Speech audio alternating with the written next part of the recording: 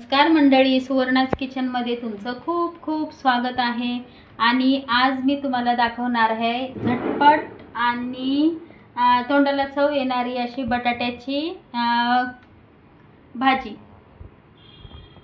ही आपली सुक्की भाजी आहे आणि एकदम 10 मिनिटात होणारी भाजी आहे.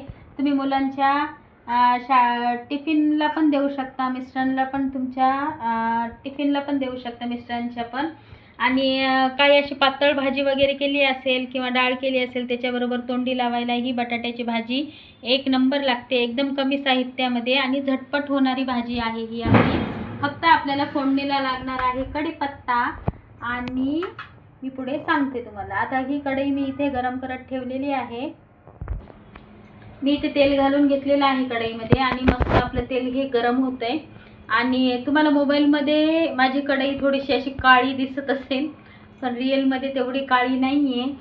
तर मग बघा तुम्ही. आता मस्त तेल गरम झालेलं आहे. लाईटचा प्रॉब्लेम असल्यामुळे थोडंसं कढई ही काळी दिसते मोबाईलमध्ये, आणि तसं तुम्ही समजूनच घेऊ शकता. तर हे बघा, आता आपलं मस्त तेल गरम झालेलं आहे.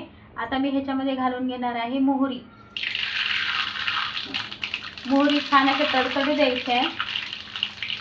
आणि लगेच आपल्याला ह्याच्यामध्ये कढीपत्ता घालून घ्यायचा. लगेच थोडीशी हळद घालून घ्यायची आणि हे आपले बटाटे कट केलेले टाकून द्यायचे.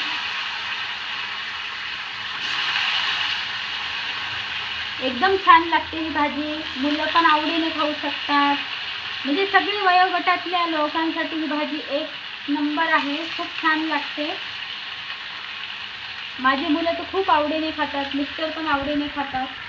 आता आपण याच्यामध्ये घालून घेणार आहोत लाल तिखट, चवीपुरतं मीठ,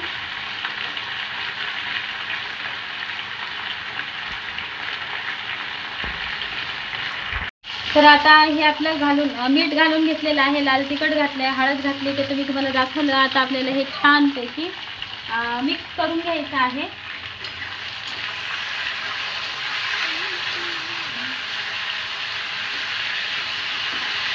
सकाळी सकाळी मुलांना टिफिनला द्यायला एकीकडे आपण पीठ मळून घेऊ शकतो आणि एकीकडे ही बटाट्याची भाजी मुलांना टिफिनला देऊ शकतो. एवढी छान भाजी लागते. मुलं पण आवडीने खातात. जसे म्हणजे एकदम चावूनी भाजी खाणार ही मुलं. मी तुम्हाला गॅरंटी देते, एवढी छान लागते ही भाजी. प्रत्येक मुलाला बटाटा हा आवडतो. बघा कलर किती सुंदर आलाय भाजीचा. आता ही मी झाकून ठेवते 10 मिनिटासाठी आणि 10 मिनिटांनी ही आपली भाजी रेडी होणार तेव्हा दाखवते. 10 मिनिटं झालेली आहेत. चला आता आपली भाजी बघूया तयार झाली आहे का. बघा मस्त शिजून तयार झालेली आहे आपली भाजी. हे बघा कलर पण किती छान आलाय.